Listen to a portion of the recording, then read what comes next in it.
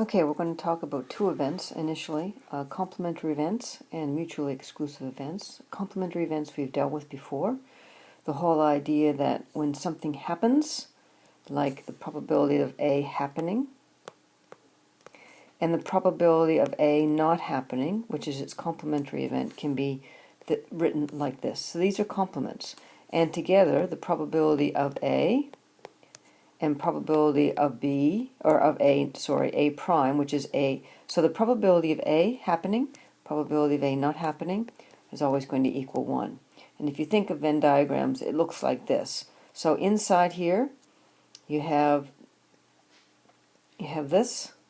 The probability of A is everything inside here, and the probability of not A is everything outside here, all of this white.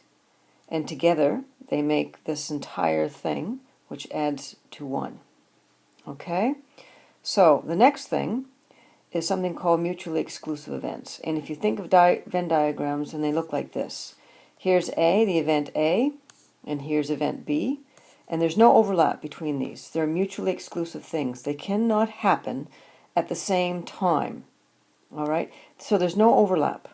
And they're called mutually exclusive because they can't happen at the same time.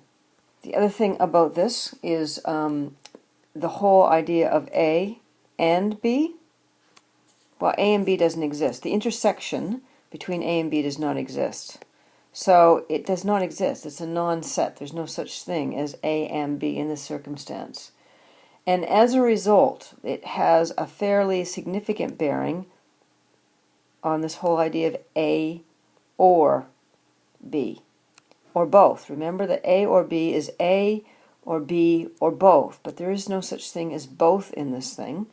So basically, this is equal to just the probability of A plus the probability of B.